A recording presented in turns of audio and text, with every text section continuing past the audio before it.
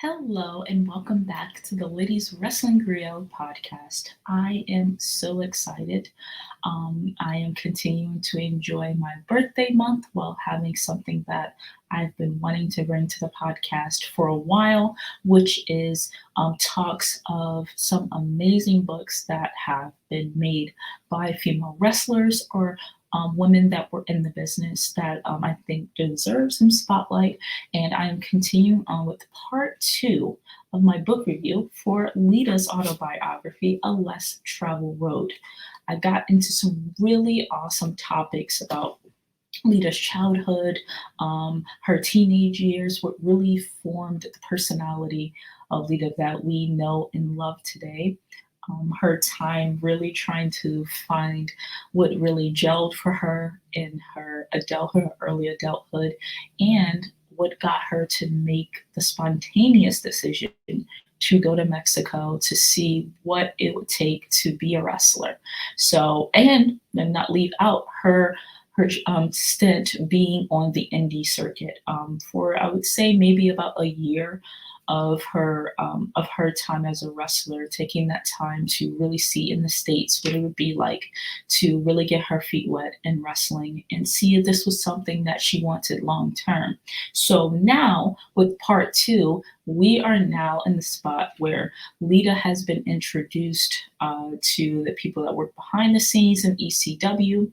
She was able to go with someone that became a good friend of hers and that is well known on the indie scene, even to this day, Lexi Fife, who really helped to champion women's wrestling. But at the time, she was just starting out as well, and her and Lita had a bond and they really tried to make sure they helped each other along the way. And Lexi had a connection to people in ECW. So they just decided, Lita and Lexi, that when ECW was in their town, that they would try to work out with the guys in the locker room and go to the arena that they were and see what could happen and what could come from that. And it was a good idea because when they went to go work out, because Lita was showing some impressive moves when she was mimicking Super Crazy and Tajiri, that allowed her and Lexi to have a match that same night in ECW, and that led to Paul Heyman being very intrigued by what he saw from Lita,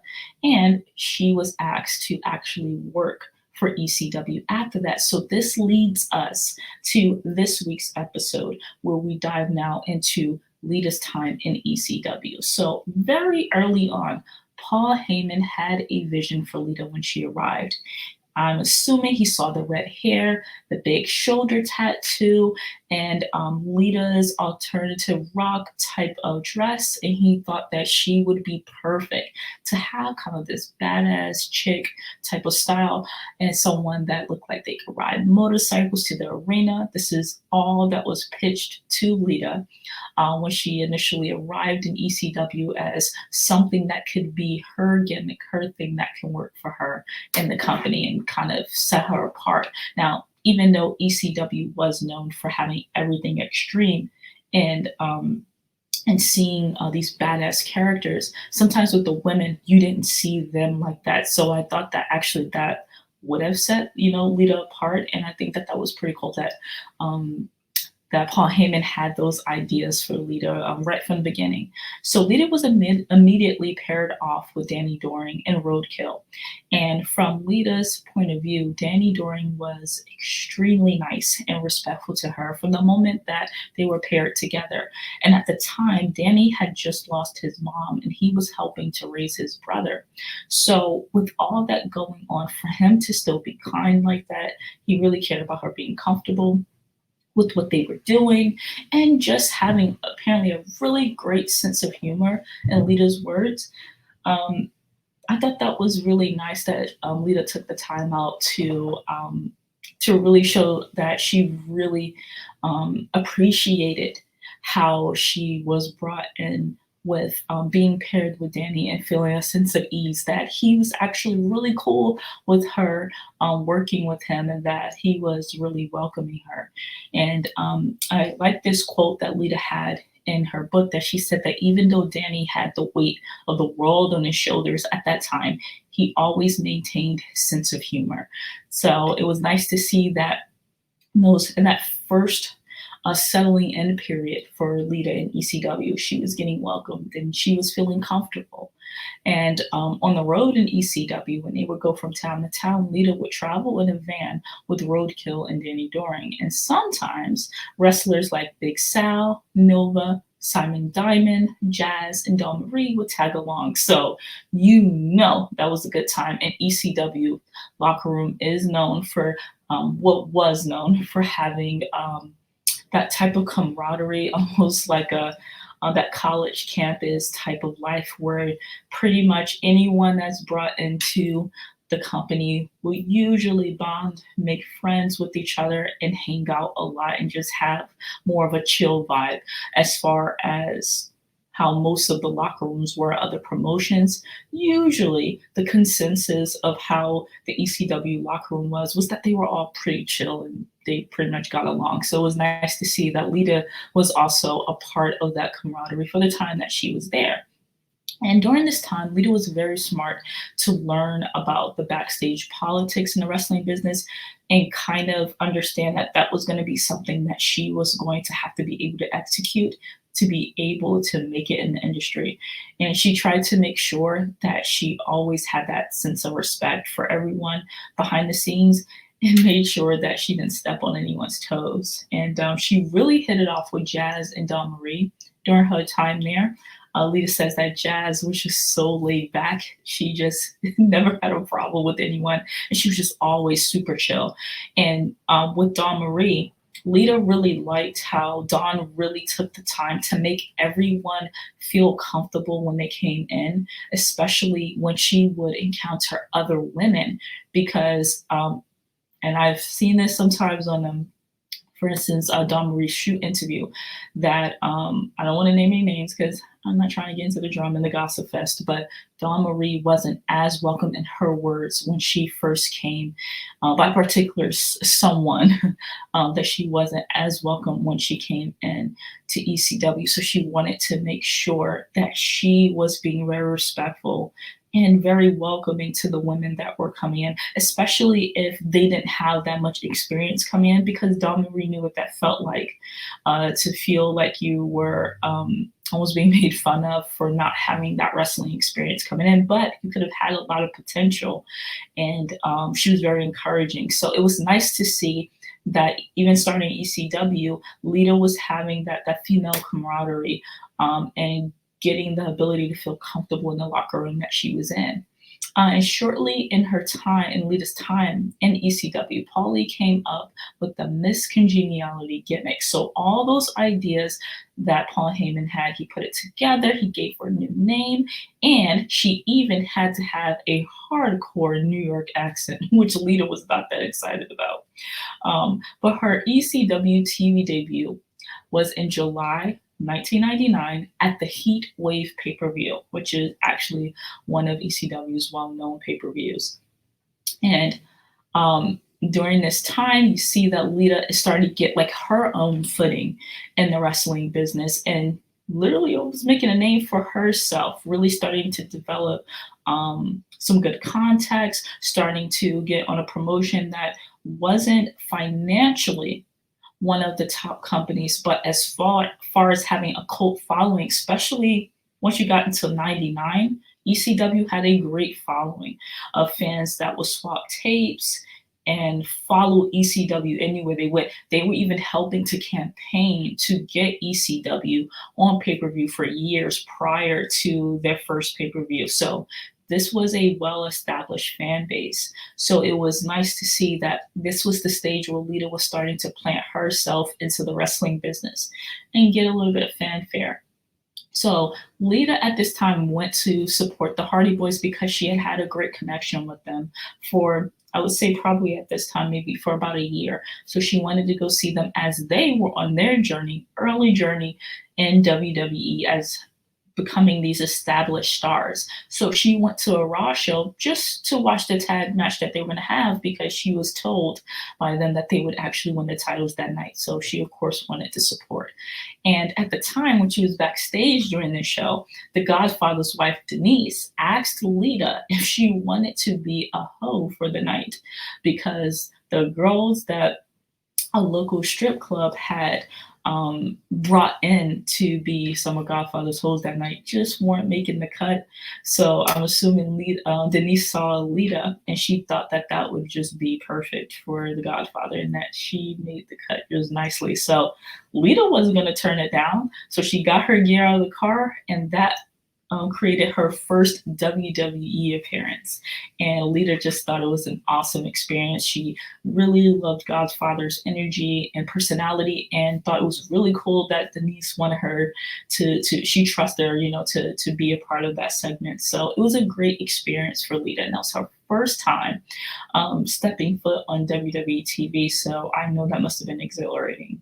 The next day, Lita told Tommy Dreamer, who was in charge of booking and pretty much every part of creative in some capacity with ECW, that she was going to be on Raw the following week. And Tommy was happy for her, but he was being honest that he said that he totally got why she took the opportunity, but some people in ECW might judge her, you know, and we know why, because at that time, and I'm not saying it doesn't exist now because you see it a lot with like the AEW versus WWE arguments and things like that. This feeling that if, especially in Lita's case, with her being a part of ECW at the time and her being on WWE TV, it could send the signal that she might jump ship at any time, especially because it was already known in the ECW locker room that Lita was very close friends with the Hardy Boys. So it made sense that some people in the locker room might look at her a certain way. But Lita honestly did not care if people felt that way because she just did not have the mentality of the us versus them um, mindset that a lot of people had in the ECW locker room. And that mentality certainly came from Paul Heyman goading that and really trying to gaslight a lot of these loyal ECW wrestlers to feel that WWE was the enemy because at that time they did not know that Paul Heyman was taking money from WWE to continue to help sometimes with things that they needed to take care of when they didn't have the money for it, and that Vince had no problem, obviously, with ECW existing. He just saw it as a company that sometimes he could take talent from, and sometimes just a place that can be an option for indie wrestlers. So, what you don't know at that time can cause you to feel like you're fighting in this war and that you have to be loyal to one side. But Lita just didn't have that mindset. So during this time, Lita was able to also do shows in different places, one of them being the opportunity to go to Peru. And she was promised many things, but when she arrived, none of those things were fulfilled. But Lita made the most of it and was able to explore South America for her 10-day tour. And I think that that trip could have possibly really inspired her to continue to see more of what South America had to offer because, as we know, I can't think about currently, but I know for a few years after Lita retired, she did move to South America. I'm not quite sure if it was Peru, but she moved to South America and it really helped her to transition after she retired to find a place where she felt a sense of peace. So it was really nice to see how she was talking about her time in Peru, and even with the misfortune of not having the most professional events for the wrestling company that she was supposed to be participating in, she was still able to enjoy the people, the culture, and the nature around her that she's able to experience during this trip. So that was a very successful and long-lasting impression that she had with of wrestling for this promotion in Peru. And when ECW at this time got the the TNN TV deal, that this was a big deal when ECW was able to finally land a major cable TV deal, especially for an indie promotion.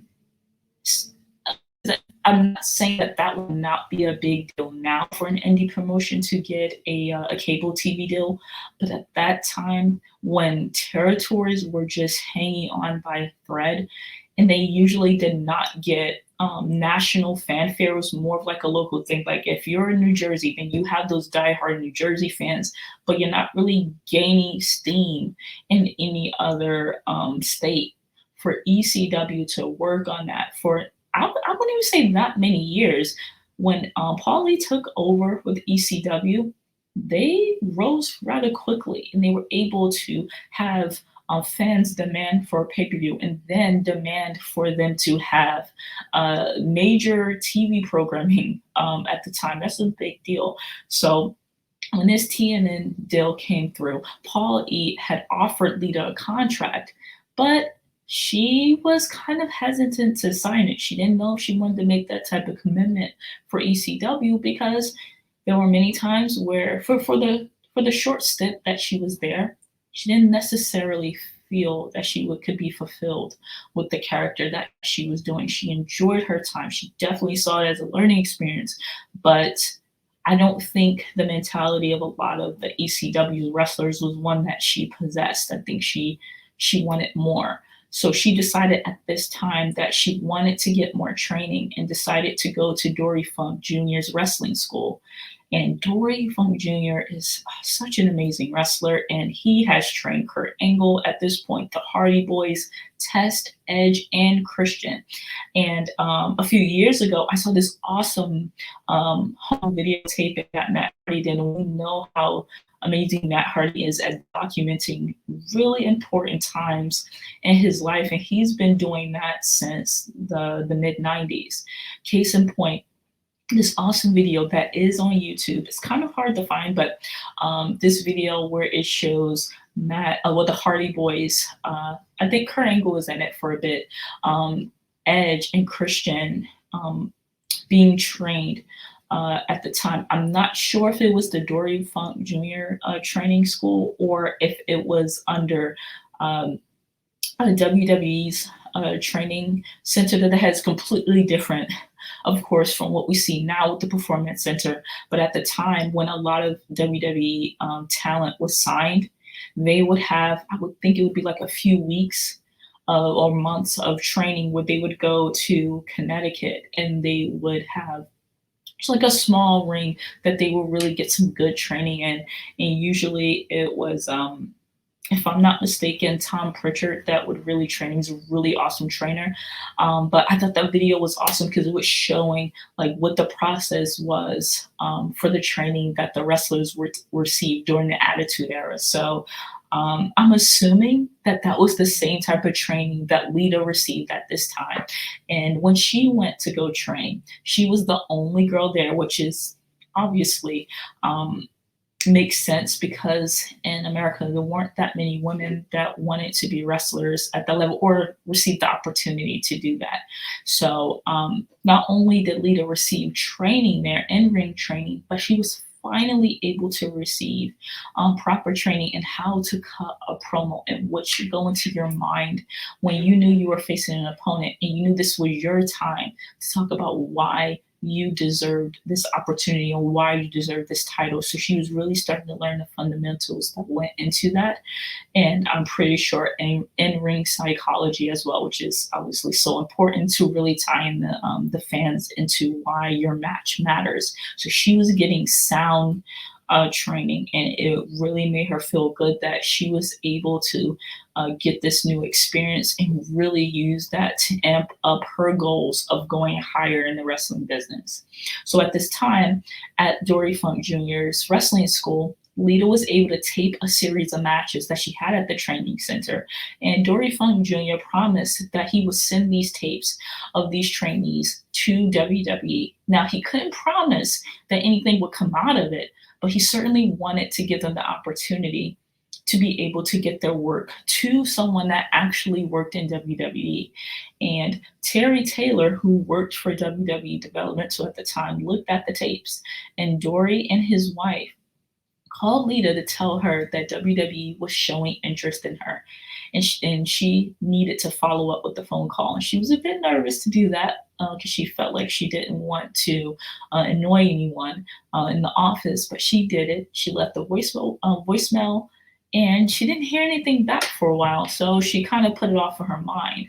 And then months later, when she went to a SmackDown taping and was backstage, Terry Taylor told her that WWE was interested and that they should talk soon. Now, as she's having this conversation with Terry Taylor backstage, Bubba Ray Dudley is just eavesdropping on the side and looking at Lita a certain way, as if she's doing something wrong. And Lita immediately felt a bit paranoid that Bubba Ray Dudley was gonna, go and try to talk to Paulie, like call him and let him know that Lita was not only backstage, which was pretty normal because she would go visit the Hardy Boys, but that she was backstage speaking to Terry Taylor, who clearly was in charge of signing talent, and that she would probably be jumping ship.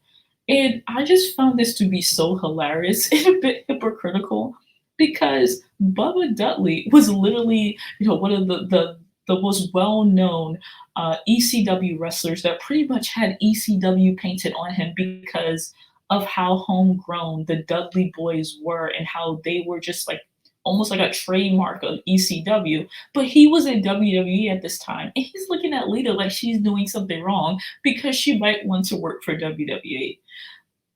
I just found that mentality weird.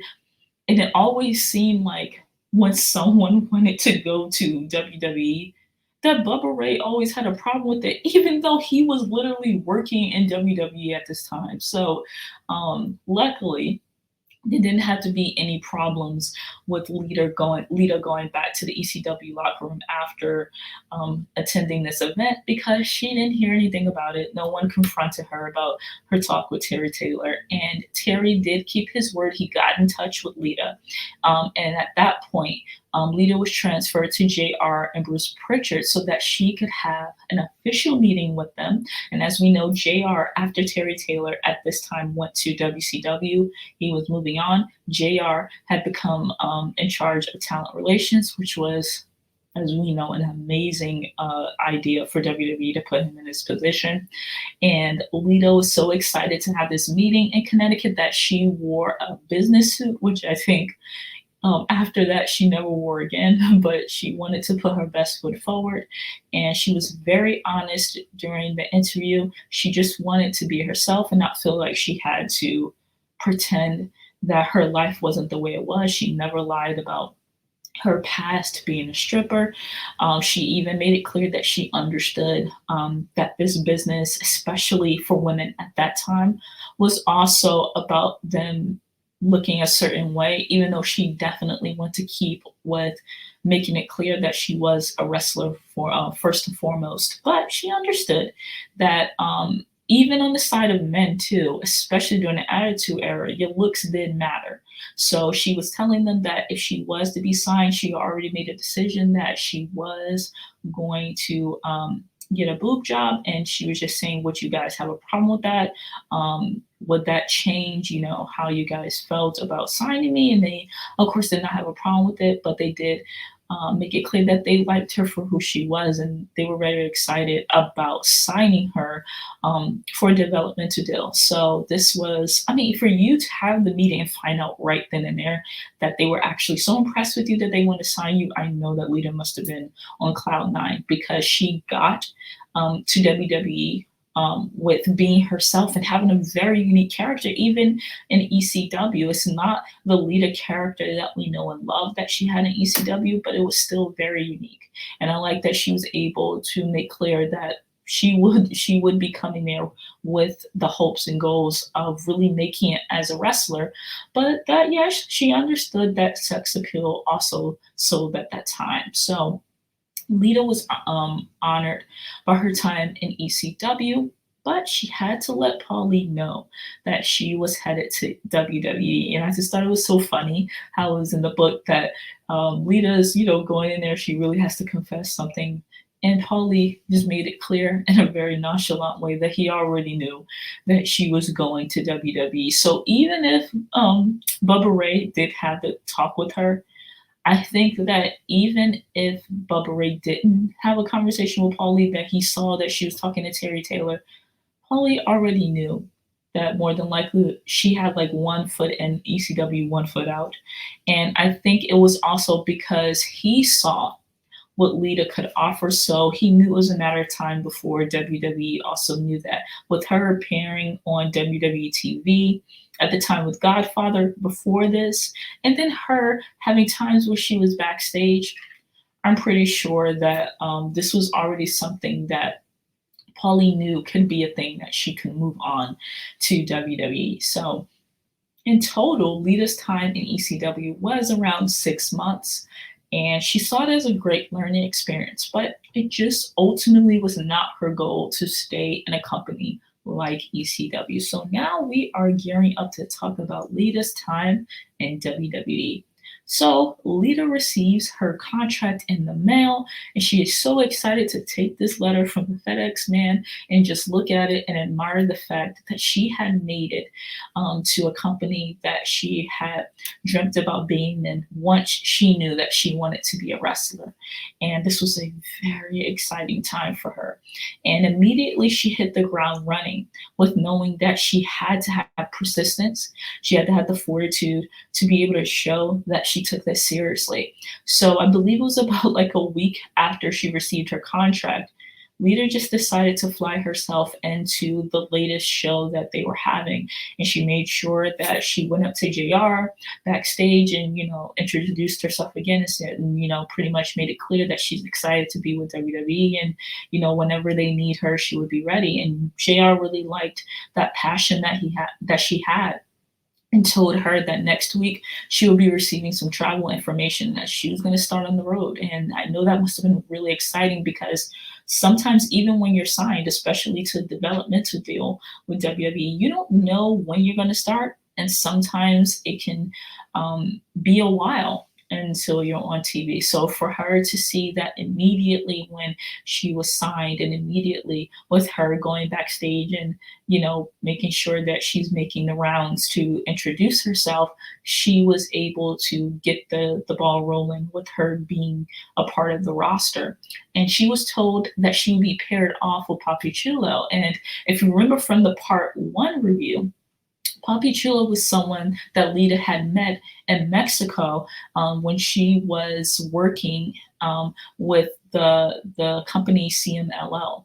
So there was already a connection there. So it just seems like not coincidental, but it just seems like an awesome stroke of luck that with Lita first coming into WWE, that she was able to work with someone that she already had this awesome connection to. And not only that, she was already a fan of what Papi Chulo did and his charisma and his amazing in-ring ability. But even with being paired with him, she already knew that her and Papi Chulo were not high on anyone's list in WWE. So she wanted to put that extra effort to make sure that her and Papi Chulo could look as adhesive and connected as possible to up the possibility that they could be taken seriously and get opportunities on WWE programming. So they would work extra before the show, and she would ask permission if sometimes they could go to WWE's, I want to call it a training facility, but it wasn't the performance center, but she would ask if they could have that extra time. So once again, using a lot of persistence and showing a lot of passion, I think helped to get them opportunities early on. And when Lita came into the company, China was the bona fide locker room leader for the women. And at this time, you had Jacqueline, Ivory, Terry Runnels, Tori, not Tori Wilson, but Tori, that was in the backstage. Luna, you were close to having Trish. Actually, I think this was when Trish just entered. So you had all these women in the locker room, and Lita really connected with Tori and Luna Vachon the most at this time, but she really liked the camaraderie that she saw with the women at that time. No one was trying to outshine each other. It was a nice level of competitiveness, of course, because you need that to be able to withstand being in the wrestling business and be able to make sure that you're getting opportunities. But it wasn't this cattiness that was documented a lot, like right before Lita got into the company around that 96, 97 time. You were now entering into more of um, a chill, mellow stage in the women's locker room. So that was nice to see that Lita went from the chill atmosphere as far as people respecting and just being cordial with her in ECW, with her being cool with Jazz and Dawn Marie, and then now coming into WWE and everyone's really chill too.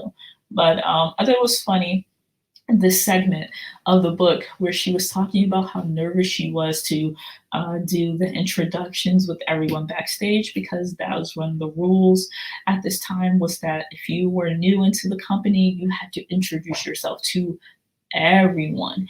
So she was a bit nervous to introduce herself to some people, like some of the big main eventers, like Triple H, who she found out when she actually did get the nerve to say hi to him that he was really chill with her. Um, Funny enough, when she went to introduce herself to China, she would say hi and she would have like a big spiel. China would just nod and just keep walking.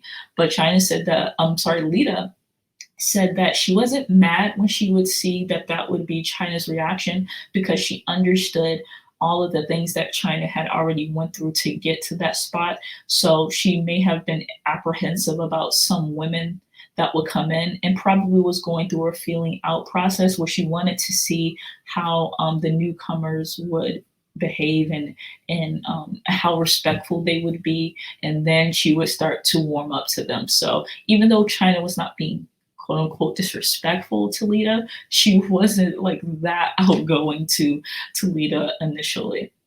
So because the light heavyweight title that Essa Rios would have been perfect for was a bit in limbo at the time, there was, I would say maybe in 98, this time where WWE was really trying to push the light heavyweight title.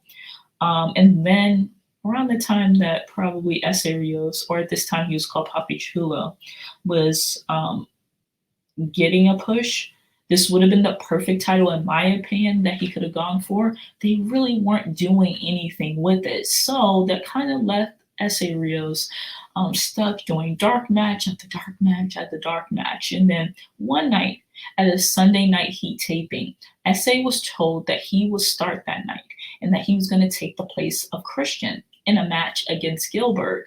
And Gilbert was just like one of like the most funny comic relief type of characters that WWE created, because just as much as they love making fun of WCW being petty, WWE was very petty during the Monday Night Wars, and they created the Gilbert character, which of course was supposed to be a parody, a mockery of Goldberg, where you have this very frail, tiny man making fun of obviously Goldberg and his undefeated streak.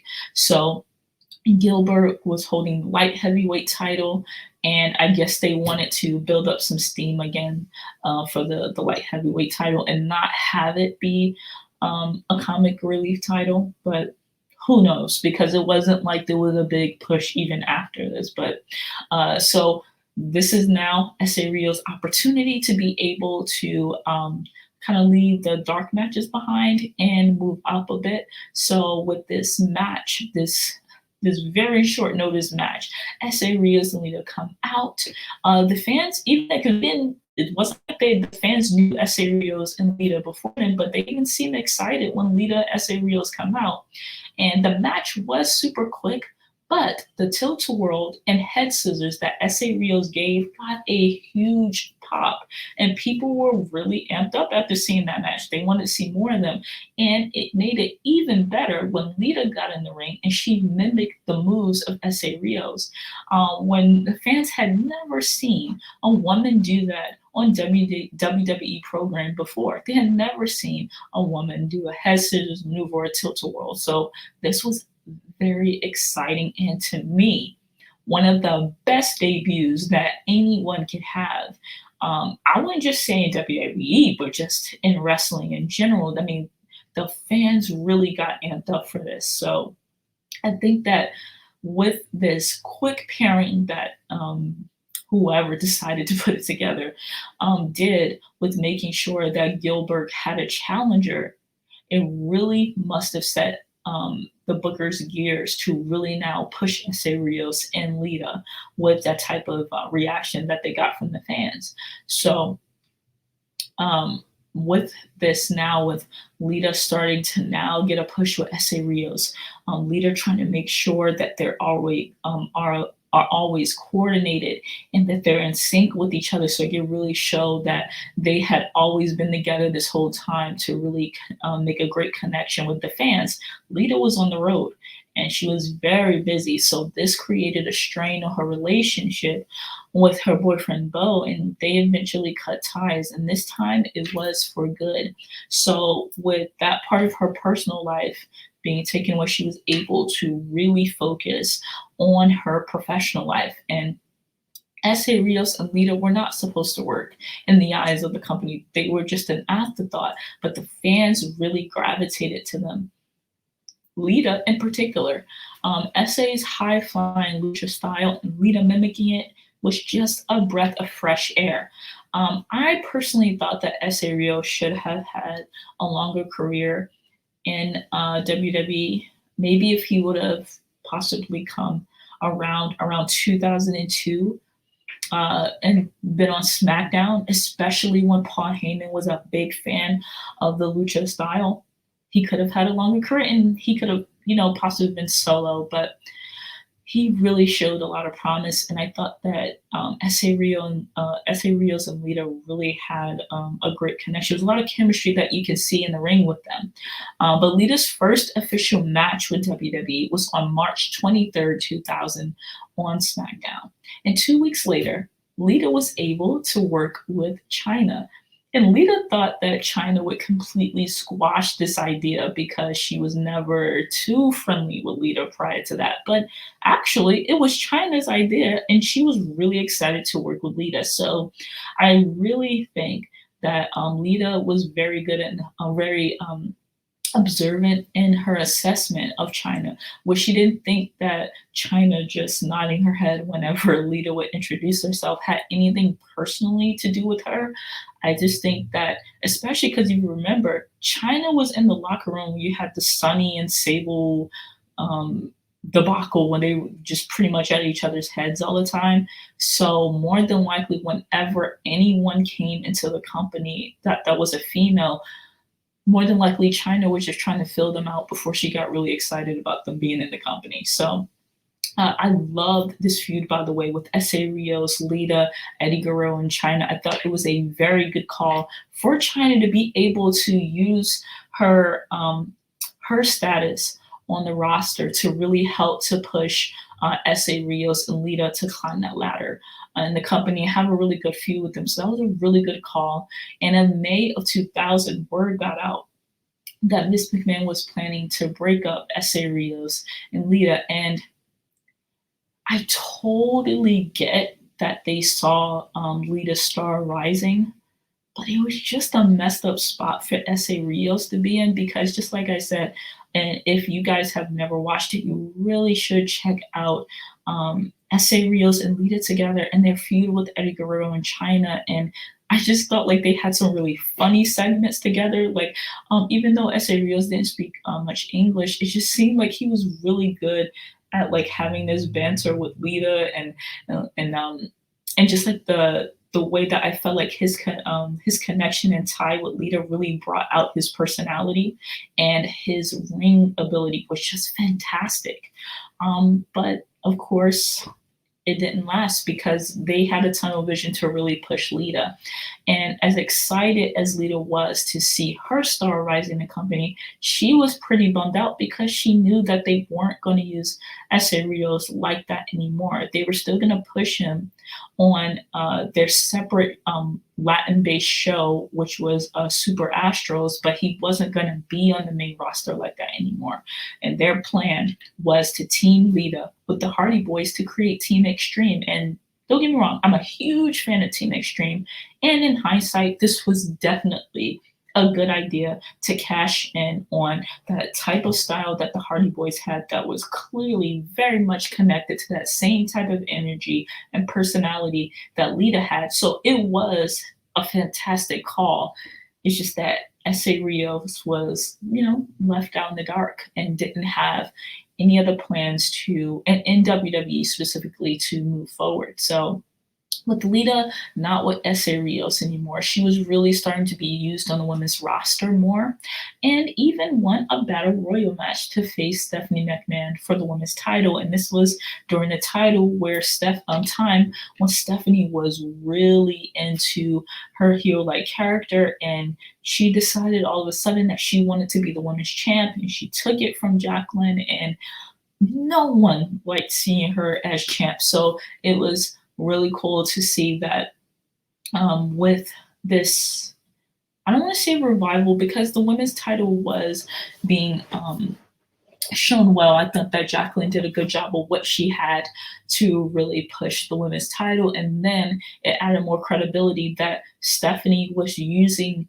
the women's title to pretty much have it as she's like the head woman in this company, not as someone that was actively in the women's roster, but that she could have anything she wanted. If she wanted this women's title, she would take it.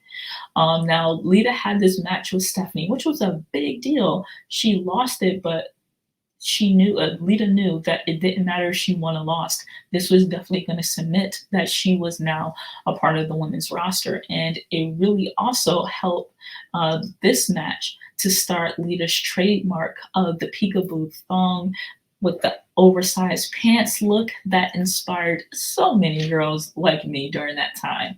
So the women's championship was in limbo, where Jacqueline and Ivory were the only women competing for it. So also adding Lita to this women's roster officially really helped to show that there was going to be some competition. You're going to see new matches, and it was just a really exciting time for women in the company at the time, because you started to see that some things were going to start getting taken seriously. Like you had more of the women that were going to be divas, but now they were trying to buff it up with more women that had wrestling experience and that really wanted to have storylines and great feuds.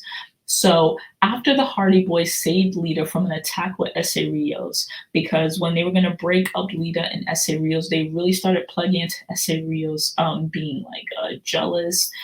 He was cheating on Lita in the storylines. So they really tried to make him into a bad guy. And of course, the Hardy Boys were these good guys that wanted to just help Lita get out of that situation. And after the Hardy Boys helped Lita from getting attacked by SA Rios, you see that officially marked the end of SA Rios and Lita being together. Lita started to be filmed backstage watching the Hardy Boys matches on the monitor for a few weeks, and Lita officially debuted with the Hardy Boys when they were facing TNA, which was Test and Albert, and Miss Trish Stratus started coming along and started making a name for herself, and Lita came in for the run-in because Trish was known sometimes to try to interfere in the matches for Test and Albert. And now the Hardy Boys had their female member to be able to take out Lita during these interruptions. To take out Trish during these interruptions. So that next week on SmackDown, Team Extreme was official, and they had the first ever 6-person tag match. And this was a great feud between TNA and the Hardy Boys, and it helped to set off one of the most historic feuds in women's wrestling history, which was Lita and Trish. This started off years of them being able to have epic matches together, for them to really set the tone that WWE was going to try to push for women actually having their own spot in WWE without always having to be the valets. They kind of started out like that, but they were getting more of a footing as wrestlers. And that, of course, they were still developing their wrestling at that time. But Lita and Trish were getting the same type of pops that the guys were, so why not cash in on that, you know? And the feud gained steam so quickly that Lita was being paired off with some heavy hitters in the company at the time, like The Rock, Triple H, and Kurt Angle. So she was just taking off at this time. And Lita also took a part of some historic matches with being a part of Team Extreme, where she helped many times with the TLC matches and created a bond with these guys like the Dudley Boys, Edge and Christian, Rhino, during all of these matches. So it was a really awesome time for her to be in the company because she was just taking in all of these great experiences, and all of these things happened within a matter of months. And that was just like the norm in the Attitude Era, where you'll have someone debut, and depending on how the fans took to them, they would just have all of these awesome moments that we still talk about now, just in the span of a few months. So Lita was starting to get a lot of opportunities, like being featured in JR's cookbook, Can You Stand the Heat? She made TV appearances on Regis and Kelly. She was even offered a Playboy deal, which we know, obviously because we never saw it, that she declined this. She was honored by the offer, but she just thought, especially at that time with her character, that it just wouldn't make sense, and she didn't want to ostracize a part of her fan base because she knew there were a lot of young girls, a lot of teen girls who had more of the punk rock alternative personalities that would probably side eye her, you know, for doing something like Playboy, because it just seemed like it wouldn't be something that her character would naturally do. And I think that that was a very good decision for her to make. Not trying to shame anyone for doing Playboy, but at the time, if the offer was made public, people would think that naturally Trish might take the opportunity more than someone that had the character like Lita had. Because with Team Extreme, it was all about showing that she was obviously clearly a woman, but she had more of that tomboy rocker personality, and she would not be interested in doing something like that. So as we get into this phase of Lita's career, she had a match with Ivory where she was cut by Ivory's boot and it drew blood from her eyebrow and really gave her that street cred that she needed to prove that she was one tough chick.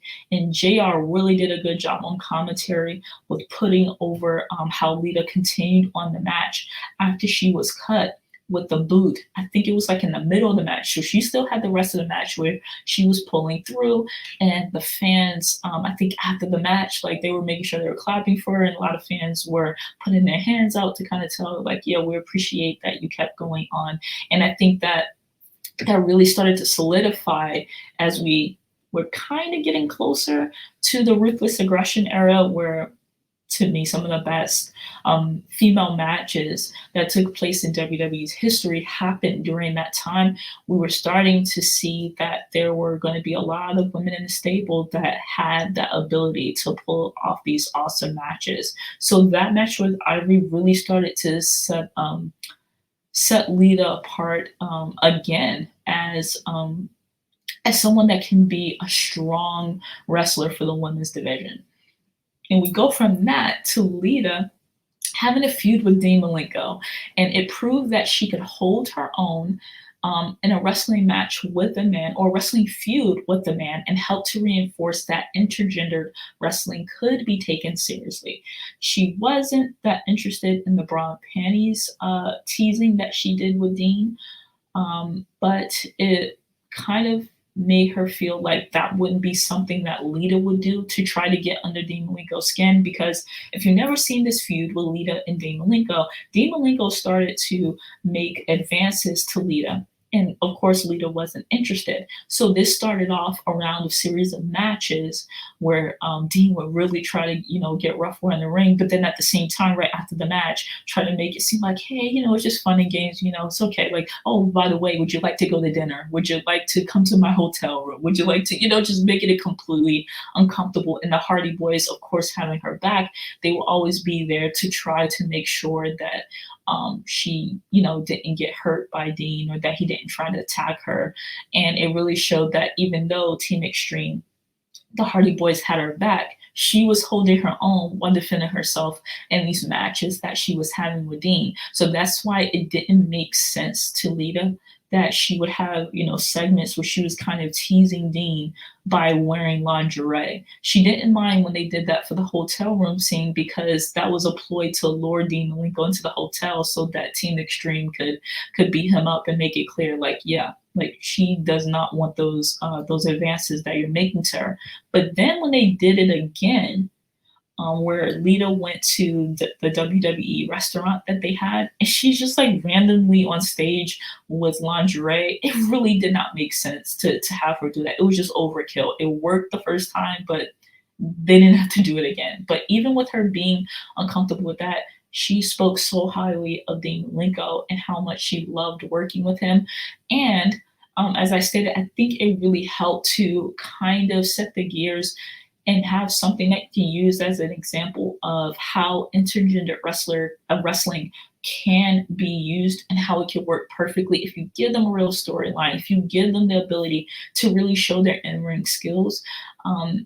It can make history. So this is one of my favorite feuds actually that Lita had at this time. So I'm happy that she spoke so highly about it in her book because it's one that really continued to help me as a fan to feel like this is a female wrestler that's doing something that I actually want to see on WWE programming. So with all this stuff that Lita was getting, all these opportunities that she was receiving, rising to the top so quickly, Lita was starting to feel a bit of fatigue and really wanted a break.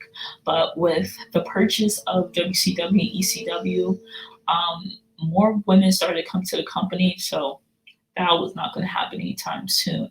And Lita had to solidify herself as an intricate part, not only of Team Extreme, but just as a female on the roster. And that time came again for Lita to show how ballsy and tough she was by receiving a brutal beating from Stone Cold during Stone Cold's reign of terror that he had when he aligned himself with Triple H. WWE, I think it was actually Stone Cold's idea that at this point in his career, he really wanted to try being a heel again.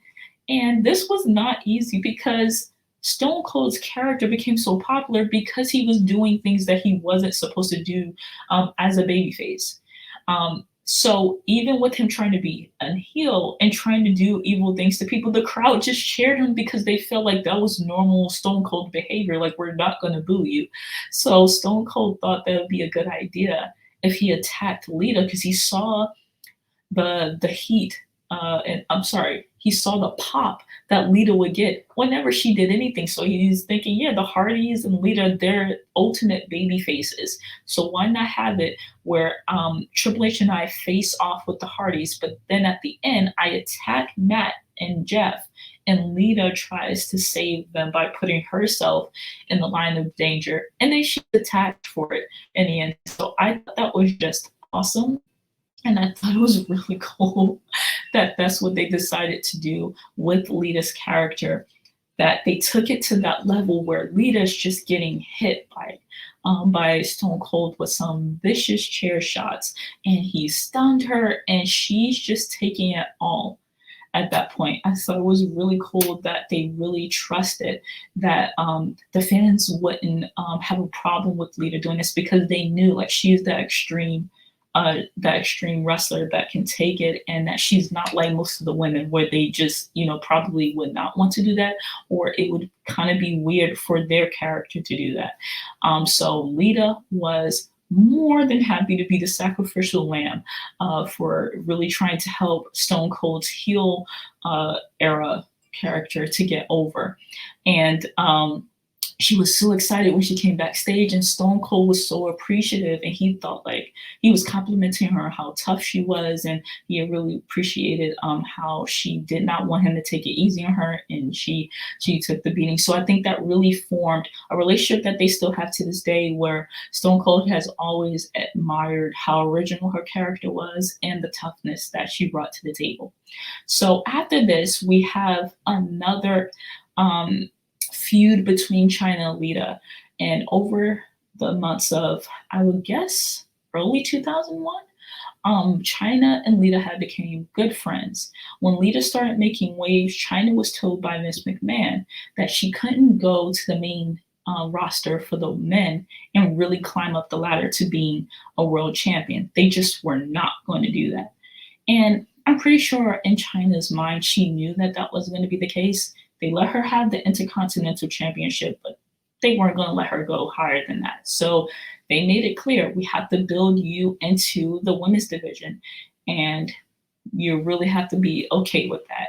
And I think personally, probably back when I was watching wrestling at the time that China was in WWE, I probably wouldn't have thought that this was going to be a good idea. But looking back, especially with the women that they had on the roster, China actually going back to the women's division after she'd had the Intercontinental Championship, after she had really solidified herself as one of the best enforcers and bodyguards to me in history of wrestling, that if she would have come back to the or entered the women's division with wrestlers like Luna, Jacqueline, Tori, Ivory, and Lita there, they could have had a strong division in the late 2000s and early 2001.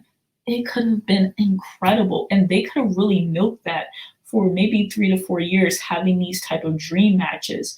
And I think that China really could have been a bona fide leader in that division, but that wasn't really something that China wanted. And I can understand when you look like China and you have that type of presence and being the ninth wonder of the world, why would you want to be on the women's division at that time, especially the way that a lot of women were depicted during the Divas era and the Attitude era in wrestling? But at the same time, when you're seeing people come up like Lita and you're seeing the Ivories and everything, clearly you know you can make something out of wrestling these incredibly talented women. But that wasn't something that China had in mind. So even when she was fighting women like Ivory, you can clearly see in their WrestleMania 17 match that Ivory was essentially getting squashed in something that was actually a really good feud. But once it got to the match, you can clearly see that China didn't even take Ivory's in-ring work seriously. She was just squashing her on the biggest show of the year, when this really could have been a remarkable match. So China continued to do that when she was having matches with women on the roster, where she would just essentially have squash matches. And then it came down to Lita, and they go into their Judgment Day match, and Lita was nervous the whole day because she really didn't know if everything that was going on with China, as we know now at that time, the whole thing with Triple H and Stephanie were going on. I think it was possibly revealed at that time that Stephanie and Triple H were having an affair, and of course, that would affect China. So I'm assuming that must have been what was going on at the time. And Lita was nervous that that would affect the match. And backstage, everyone was tiptoeing around China, and because Lita was in the match with China that night, she felt a bit of coldness from everyone, and China didn't want to give off that much of an offense to Lita, so it really caused the match to be pretty average. In Lita's words, Lita felt like the title should have gone to her that night, because one, she knew that China didn't really care about having the women's title, but giving it to Lita, especially when the fans were making it clear that China and Lita's in-ring ability was pretty much leveled, that it would have made sense with the type of fight that Lita had, especially with their feud, where they were trying to show that even though a lot of the other women couldn't stand toe-to-toe with China, Lita could. So it would have made sense, especially because even though there wasn't a solidified heel or baby face in this feud, because Lita was because China was really taking it to Lita throughout this feud. Technically, Lita was the babyface. It would have made sense that Lita took the title, especially because she really wanted to push for women to be taken seriously with this title. But that did not happen. China still retained the title after WrestleMania. And you can kind of even see that Lita just felt like while they were in the ring at the end of the match that this wasn't, the match that they were expecting. So even after this feud, even with the frustration that Lita had with not taking the title home that night, they still remained friends, China and Lita, even after China left. Now, I personally think that Lita didn't know all the details that went into why China was not working for WWE. I think that she was just told, like many others, that there couldn't be an amicable agreement with the contract that China was offered, and she was just kind of being a diva about it and wanted certain things that WWE wasn't going to offer.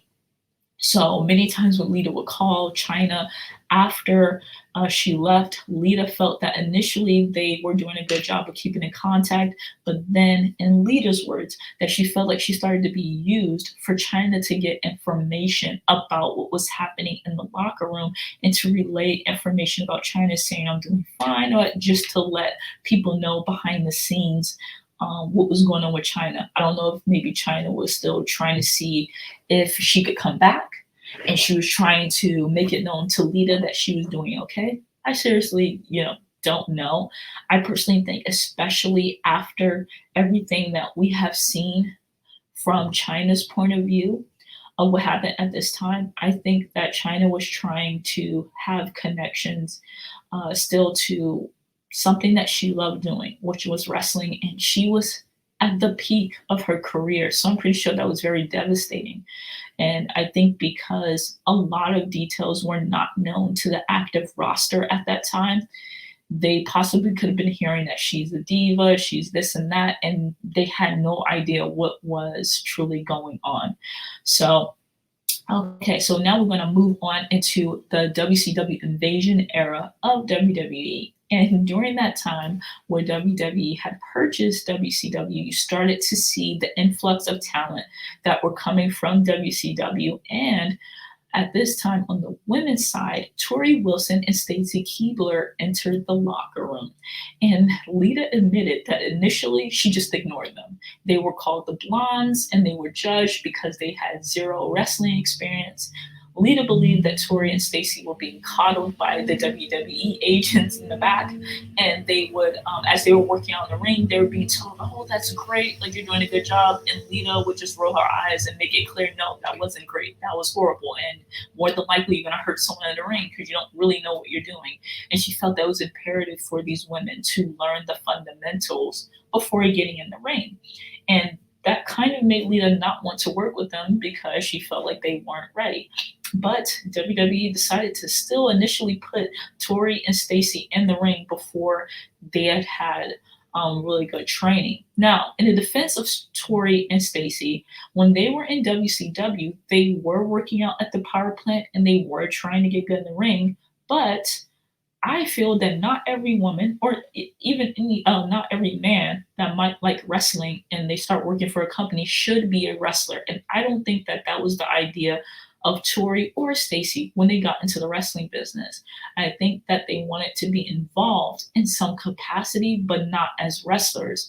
So in hindsight, and I'm pretty sure Lita feels this way now, I'm pretty sure that she understood like this was not a decision that they made. They just came to WWE, they were signed, and then they were told they're going to wrestle.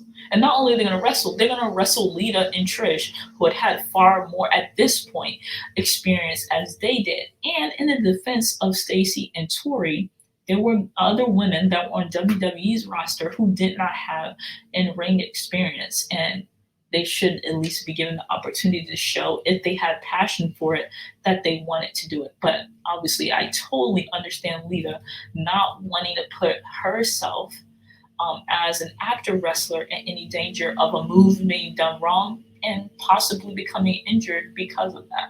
So backstage right before, the invasion match that Lita and Trish was supposed to have with Stacy and Tori, Lita could see that Stacy and Tori were a bit flustered because they were still nervous about having to do a full-on match that they didn't have experience with. And so Lita decided to take out certain spots and include ones that made them feel comfortable.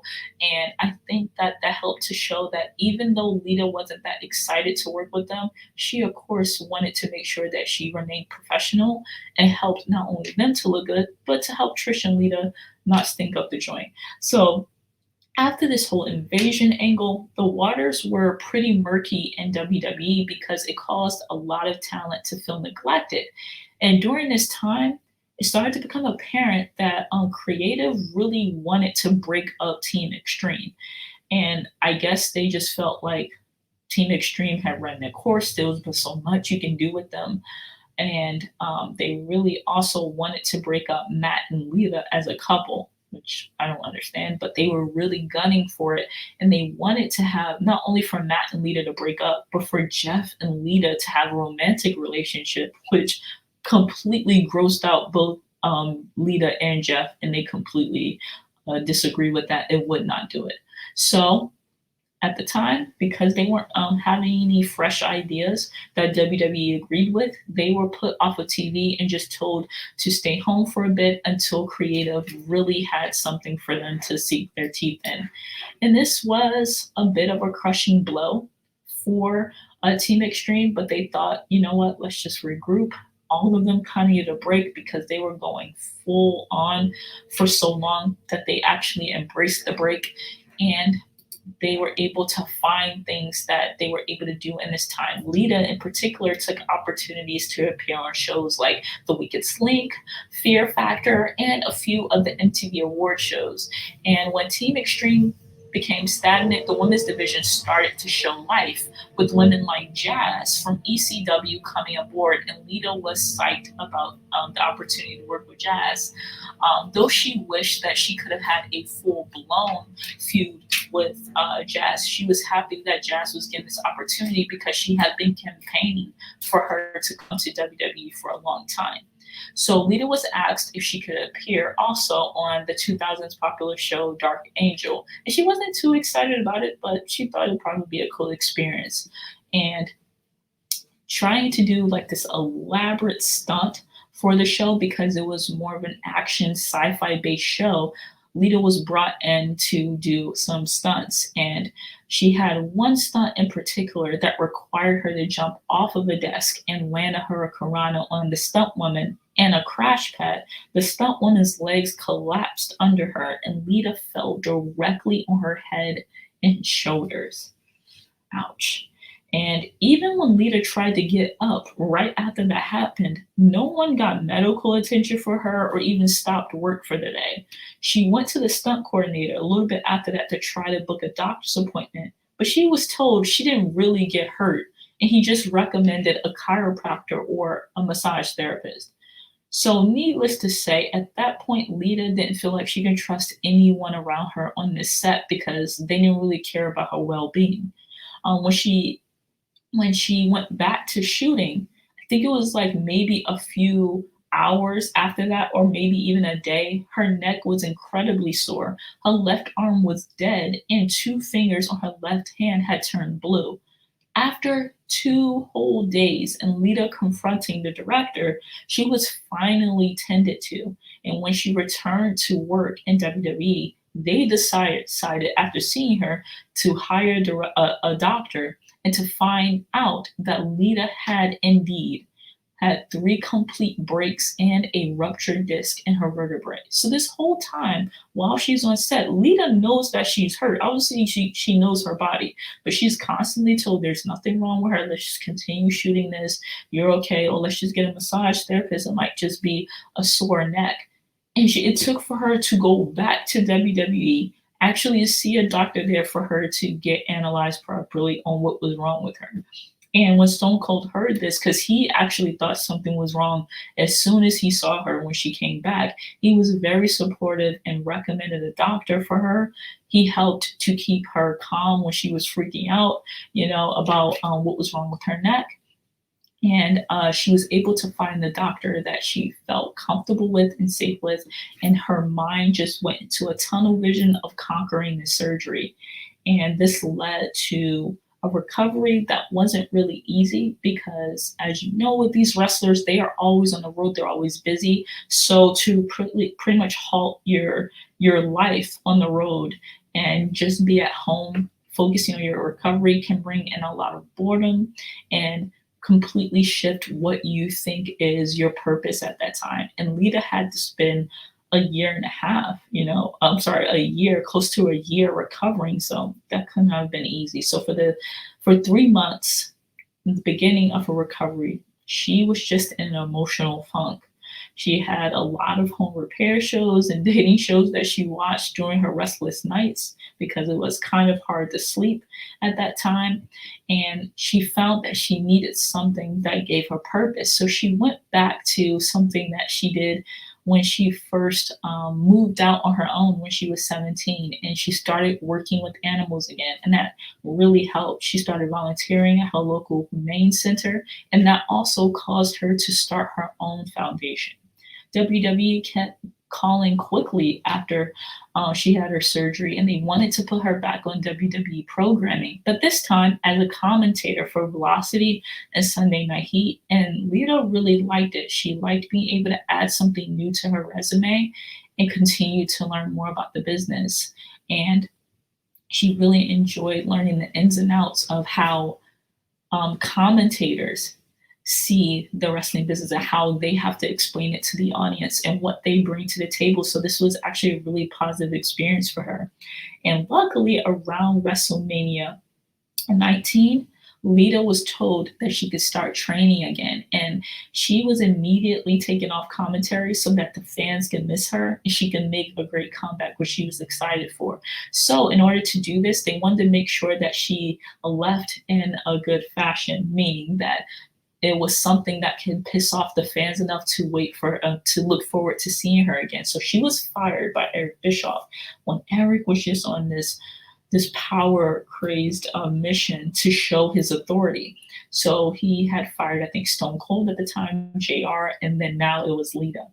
And I like how the book leads off at this point where Lita is wondering what her comeback would be like because she still didn't know what was going to happen with her comeback. She didn't know if maybe Stephanie McMahon, the active GM for SmackDown at the time, would try to sign her, or if she would be paired off with Matt Hardy. And this was during the height of his Mattitude phase that he had in SmackDown, or she would stay on Raw and be a part of that awesome title hunt that all the women were going after when we were like in that golden stage of women's wrestling in WWE at the time. And she liked that time, but she wanted the female wrestlers to have more three-dimensional characters, so she thought she can bring that to the table as well. And she didn't know at the end of this book what the future held for her character, but she knew that she had evolved so much and she wanted to show this new iteration of her character to the fans. And as we know, as fans of Lita, around the 2003 year where Lita came back, she had so much that she still had to offer, and she was able to get into that title hunt when she was able to stay on Raw. Some things after that weren't necessarily what she had in mind, like her weird feud that they had, or storyline with Kane, or I don't want to say it was because it did start out good. Her pairing off with Edge a few years after her retirement, and then her returning to fans that really started to show her that her career wasn't in vain after she had her feud with Edge. So there was so much that Lita still had to accomplish when she came back in 2003. So it was awesome to see everything that led up to her having this feeling that there was so much that had evolved for her character at that point. and to see everything that she went through to be the Lita that we know now. I truly loved this autobiography. I think that a lot of insight and great stories and things that she was looking back on was put into a great perspective on her end. A lot of ways that she looked at things in a very mature manner. Um, and I just enjoyed going down this memory lane for Lita, especially at a time where she was at a crossroads with recovering and still wanting to put this story out there of her life and how many twists and turns she had during that time. So this is definitely something that I would recommend anyone reading because there's so much packed into this, and it already showed that though this was around 2002, 2003, Lita had so much that already happened in her career. So I would definitely recommend that anyone that wants to dive more into the story of Lita's life to definitely purchase this. And as we continue on with the Ladies Wrestling Grill book review series, we had some more treats coming on along the way for this month of January that I'm pretty sure you guys will enjoy. Well, we're just going to end it off for today. And I'm happy that we were able to really lay on into this book with a two-part series so we could really go down many things that were covered in Lita's career in this book. So if you enjoyed it, you can tell me some things in the comment section that you really loved about Lita's career during that Attitude Era phase, maybe her time in ECW that you really liked, talking about how brave she was to go to Mexico and really try to find what it is that she loved, and how brave she was to have courage during that time of dealing with a serious neck injury that of course was not of her doing. It was just negligence on the part of the Dark Angel shoot. So a lot of awesome things from Rita's life. Definitely enjoyed going back and reading this book again, and I definitely hope that you enjoyed this two-part book review. More to come in the month of January, and I hope that you continue to watch, but I am signing off, and I hope you enjoyed this episode. Bye.